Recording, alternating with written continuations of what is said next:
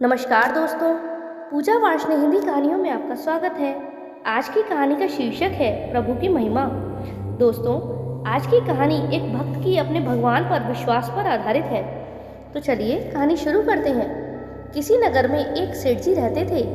उनके घर के नज़दीक ही एक मंदिर था। एक रात्रि को पुजारी के कीर्तन की ध्वनि के कारण उन्हें ठीक से नींद नहीं आई। सुबह उन्होंने पुजारी जी को खूब डांटा कि यह सब क्या है। पुजारी जी ने कहा कि एकादशी का जागरण कीर्तन चल रहा था। सेठ जी ने कहा, जागरण कीर्तन करते हो तो क्या हमारी नींद हराम करोगे? अच्छी नींद के बाद ही व्यक्ति काम करने के लिए तैयार हो पाता है, फिर कमाता है और तब खाता है। पुजारी जी बोले, सेठ जी, खिलाता तो वह खिलाने वाला ही है। सेठ जी ने कहा, कौन खिलाता है? क्या तुम्हारा भगवान खिलाने आएगा? पुजारी जी बोले, अरे वही तो खिलाता है। सेठ जी ने कहा, क्या भगवान खिलाता है? अरे हम कमाते हैं तब खाते हैं। पुजारी जी बोले, निमित्त होता है तुम्हारा कमाना और पत्नी का रोटी बनाना, बाकी सब तो खिलाने वाले, सबके पालनहार तो वह जगन्नाथ ही हैं। सेठ जी ने कहा, क्या पालनहार लगा रखा है? बाबा आदम के जमाने की बातें करते हो? क्या तुम्हारा पालने वाला एक एक को आकर खिलाता है? हम कमाते हैं तभी तो खाते हैं। पुजारी जी बोले, सभी को वही तो खिलाता है। सेठ जी ने कहा, अरे हम नहीं खाते उसका दिया। पुजारी जी बोले, नहीं खाओ तो मार कर भी खिलाता है। सेठ जी ने कहा, पुजारी जी, अगर तुम्हारा भगवान मुझे 24 घंटे में नहीं खिला पाया तो फिर तुम्हें अपना यह भजन कीर्तन सदा के लिए बंद करना होगा। पुजारी जी बोले, मैं जानता हूँ कि आपकी पहुँच बहुत ऊपर तक है, लेकिन उसके हाथ भी बहुत लंबे हैं। जब तक ऊपर वाला नहीं चाहेगा तब तक किसी का भी बाल भी बांका नहीं हो सकता। आजमा कर देख लेना। पुजारी जी की निष्ठा परखने के लिए सेठ जी घोर जंगल में चले गए और एक विशालकाय वृक्ष की ऊंची डाल पर ये सोचकर बैठ गए कि अब देखता हूँ इधर कौन खिलाने आता है। 24 घंटे बीत जाएंगे और पुजारी की हार हो जाएगी और सदा के लिए कीर्तन के झंझट मिट जाएगा। तभी एक अजनबी आदमी वहाँ आया।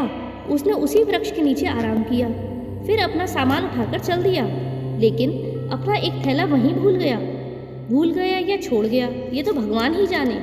थोड़ी देर बाद 5 डकैत वहां पर पहुंचे। उनमें से एक ने अपने सरदार से कहा, उस्ताद, यहाँ कोई थैला पड़ा है।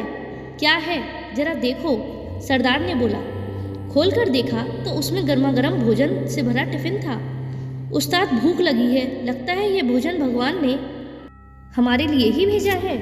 अरे, तेरा भगवान यहाँ कैसे भोजन भेजेगा? हमको पकड़ने या फंसाने के लिए किसी शत्रु ने ही जहर वहर डालकर यहाँ टिफिन रखा होगा, अथवा पुलिस का कोई षड्यंत्र होगा। इधर उधर देखो जरा, कौन रख कर गया है। उन्होंने इधर उधर देखा, लेकिन कोई भी आदमी नहीं दिखा। तब डाकुओं के मुखिया ने जोर से आवाज लगाई, कोई हो तो बताए कि यह थैला यहाँ कौन छोड़ गया है। सेठ जी ऊपर बैठे बैठे सोचने लगे कि अगर मैं कुछ बोलूँगा तो ये मेरे ही गले पड़ जाएंगे, इसीलिए वे चुप रहे। लेकिन जो सबके हृदय की धड़कनें चलाते हैं, भक्त वत्सल हैं, वह अपने भक्त का वचन पूरा किए बिना शांत रह ही नहीं सकते। ईश्वर ने उन डकैतों को प्रेरित किया, उनके मन में प्रेरणा दी कि ऊपर भी देखो। उन्होंने ऊपर देखा तो वृक्ष की डाल पर एक आदमी बैठा हुआ दिखा। डकैत चिल्लाए, अरे नीचे उतर। सेठ जी बोले, मैं नहीं उतरता। डकैत ने कहा, क्यों नहीं उतरता? यह भोजन तूने ही रखा होगा। सेठ जी बोले, नहीं, मैंने नहीं रखा, कोई यात्री अभी यहाँ आया था, वही इसे यहाँ भूलकर चला गया है। डकैत ने कहा, नीचे उतर। तूने ही रखा होगा जहर मिलाकर, और अब बचने के लिए बहाने बना रहा है। अब तुझे ही यह भोजन खाना पड़ेगा।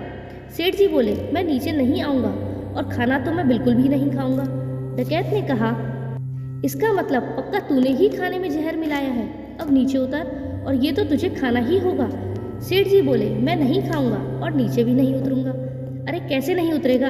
सरदार ने एक आदमी को हुक्म दिया, इसको जबरदस्ती नीचे उतारो। डकैत ने सेठ जी को पकड़कर नीचे उतारा। डकैत बोला, ले अब खाना खा। सेठ जी बोले, मैं नहीं खाऊंगा। उस्ताद ने चटाक से उसके मुंह पर एक तमाचा जड़ दिया। सेठ जी को पुजारी जी की बात याद आ गई कि नहीं खाओगे तो वह मारकर भी खिलाएगा। सेठ जी फिर बोले, मैं नहीं खाऊंगा। डकैत बोला, अरे कैसे नहीं खाएगा? इसकी नाक दबाओ और मुंह खोलो। डकैतों ने सेठ जी की नाक दबाई, मुंह खुलवाया और जबरदस्ती खिलाने लगे। वो नहीं खा रहे थे तो डकैत उन्हें पीटने लगे। तब सेठ जी ने सोचा कि ये 5 हैं और मैं अकेला हूँ, नहीं खाऊंगा तो ये मेरी हड्डी पसली एक कर देंगे। इसलिए चुपचाप खाने लगे और मन ही मन कहा, मान गए मेरे बाप, मारकर भी खिलाते हैं। डकैतों के रूप में आकर खिलाए, चाहे भक्तों के रूप में आकर खिलाएं, लेकिन खिलाने वाले तो आप ही हैं। आपने पुजारी जी की बात को सत्य साबित कर दिखाया। सेठ जी के मन में भक्ति की धारा फूट पड़ी। उनको मार पीट कर डकैत वहाँ से चले गए तो सेठ जी भागे और पुजारी जी के पास आकर बोले, पुजारी जी, मान गया मैं आपकी बात को कि अगर हम नहीं खाएं तो वह मार कर भी खिलाते हैं। दोस्तों, सत्य यही है कि परमात्मा ही जगत की व्यवस्था का कुशल संचालन करते हैं। अतः परमात्मा पर विश्वास ही नहीं बल्कि दृढ़ विश्वास होना चाहिए। मित्रों, कहानी को अंत तक सुनने के लिए धन्यवाद।